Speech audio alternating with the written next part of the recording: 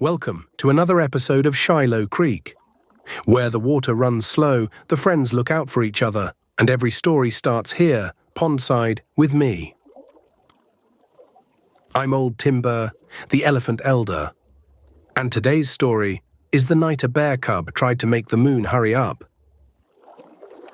Today, I want to ask you something, little ones, a question the wise people in the Bible used to ask each other, a long, long time ago. What does it mean to be patient? Listen carefully. The answer's in the story. Now, gather round, little ones. Come close by the pond. Old Timber, is it about the moon? It's about the moon, isn't it? I knew it was about the moon. Yes, Bongo. It is in fact about the moon. And it is about you. And it is a little bit about a flower. Bless your thumping paws. Now, settle in. Here we go.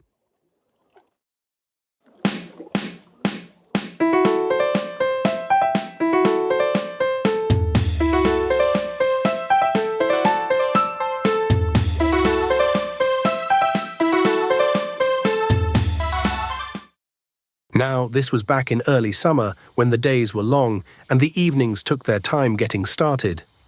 And on this particular evening, bless the slow sky, there was a thing about to happen at the pond that only happens once a year. A moonflower was going to open. A moonflower, little ones, is a small white flower that only blooms when the moon climbs high. It opens slow, it opens late, and it opens for nobody in particular. That's the thing about a moonflower. You don't make it bloom. It just does. When it's ready. Now, this was going to be a problem for somebody we know. And that somebody, bless his impatient little heart, came thumping down the path before the moon was even halfway up. Now this is where things got interesting. And over hopped Bongo the bear cub with his usual cheerful crash. He saw the little white bud sitting closed by the pond. He looked up at the sky. The moon was, well, not in any particular hurry.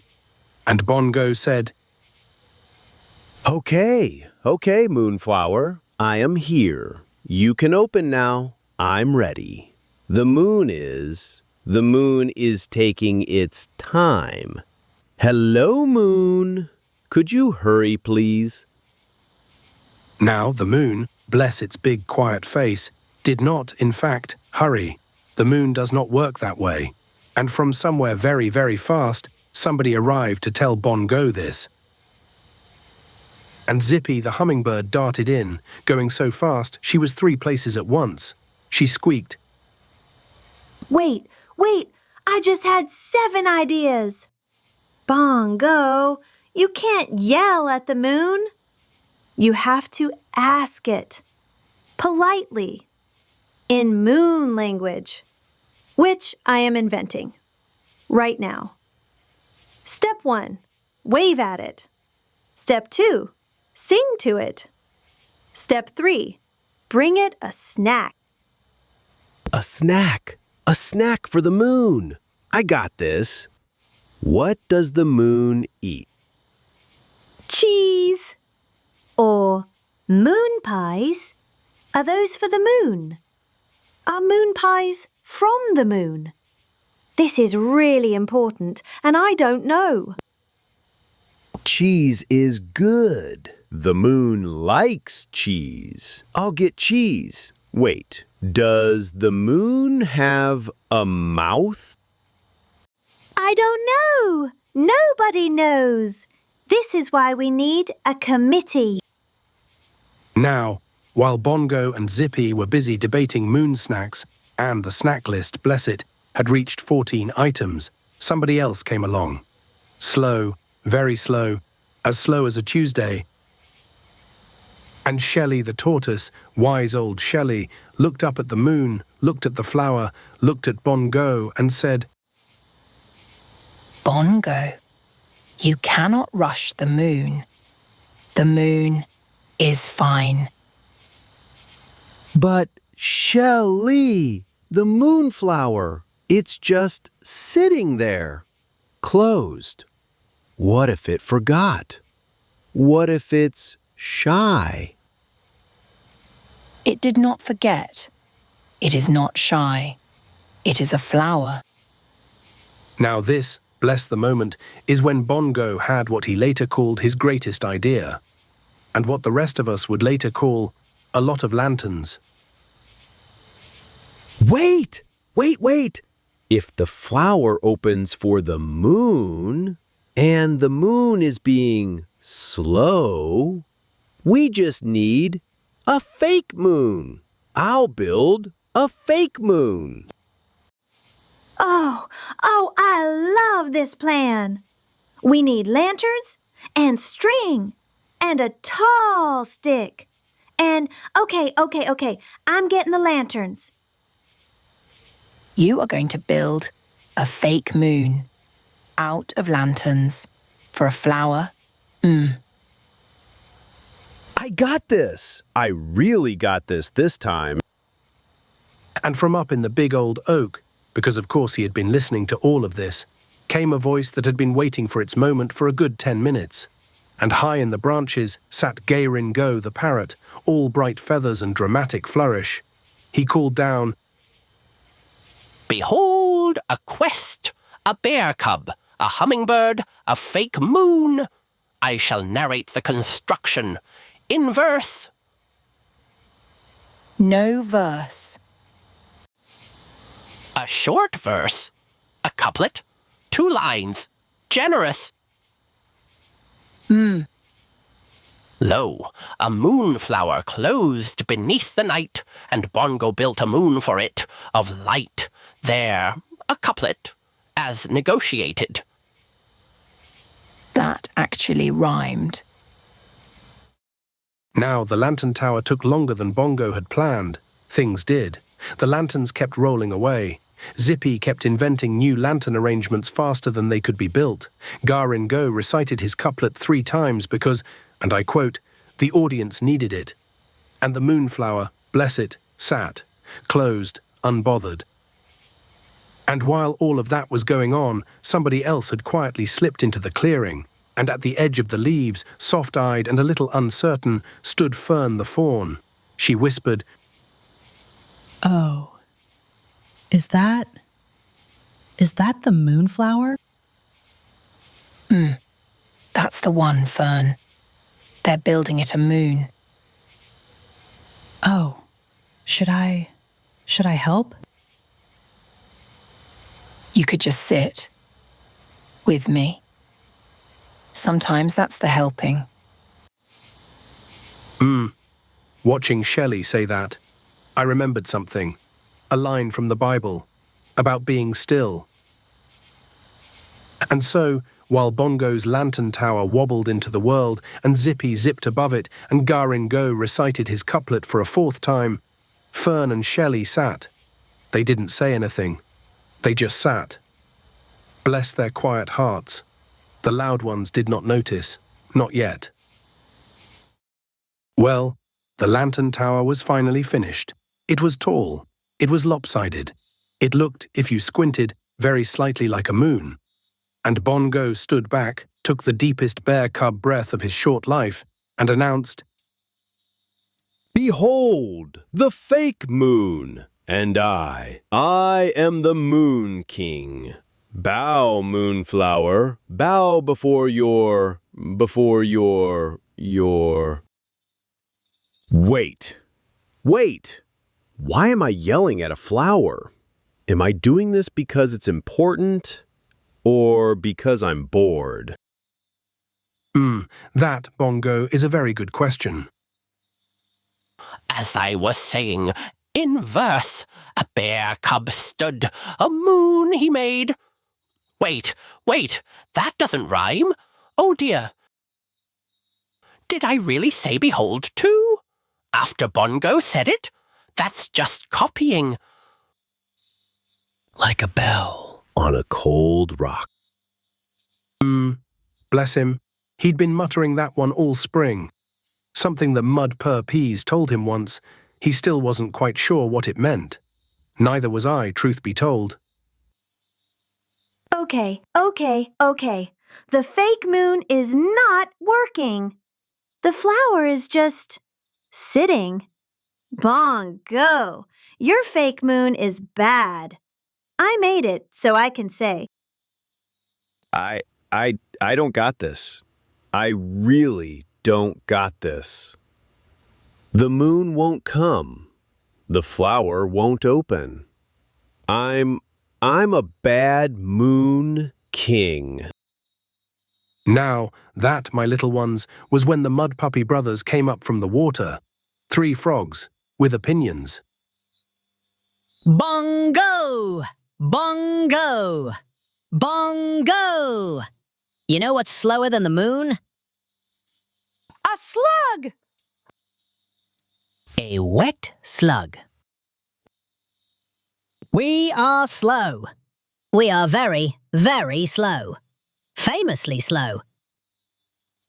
But we still get places. Mudpuppies have solved it, friends. Patience is being a puddle. Now, I don't know if that's what patience is exactly, but it isn't entirely wrong. Sit with us, Bongo. In the puddle. The puddle is patient. The puddle has been there for hours, and it hasn't even moved. Oh, okay. That's actually good advice. Now, this is the part of the story I love, because while Bongo was sitting down on the wobbly bottom lantern and Zippy had finally, for one whole second, stopped moving, somebody noticed what Fern and Shelley had been doing all this time, which was nothing, just sitting by the pond, watching. Sally, Fern, what are you guys doing? Being still. Try it. And so, for the first time all evening, Bongo sat down, properly, and Zippy landed, and Garin Go, bless his bright feathers, tucked his couplet under his wing and went quiet, and we all just waited, together, by the pond, and the Moonflower did nothing. And then, while everyone was still being still, I did what I sometimes do at the pond, when the night is being kind. I hummed.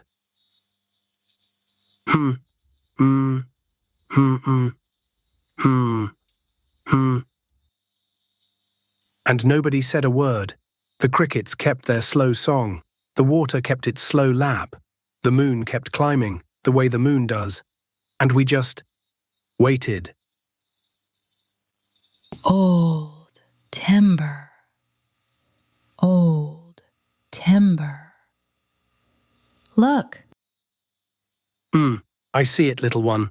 I see it. It's opening. The Moonflower. It's actually opening. I didn't even invent anything. How is it doing that? It opened for whoever sat still. That was us.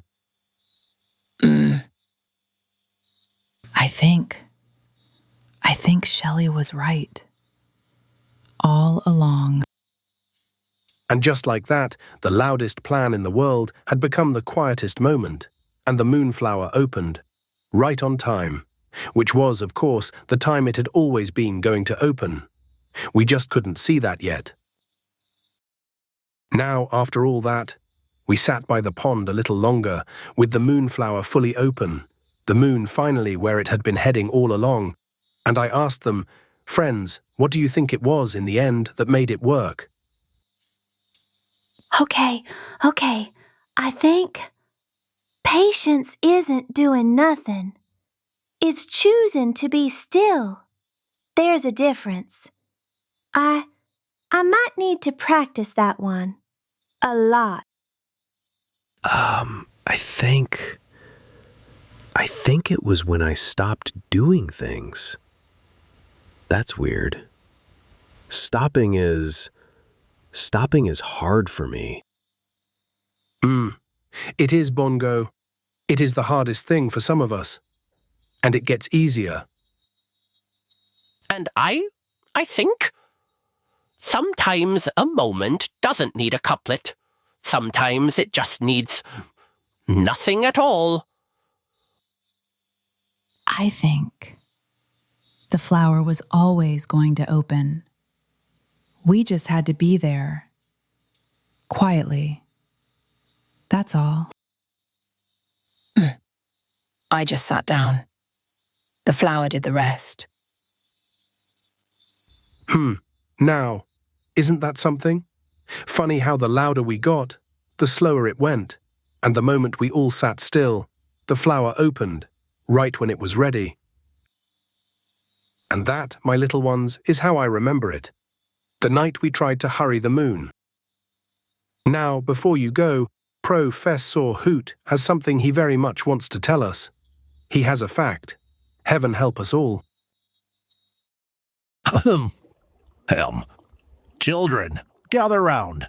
Today, a fact known to be unequivocally true. The moon, that great pale orb in the sky, is in fact made of marmalade. I have it on excellent authority. From me. Last Tuesday, the investigation was rigorous. I held up a piece of toast, and the moon did not object. Furthermore, the moon glows orange in autumn. What is orange? Marmalade is orange. What is round? A jar of marmalade is round. The evidence is frankly overwhelming. I have, of course, considered the alternative theories.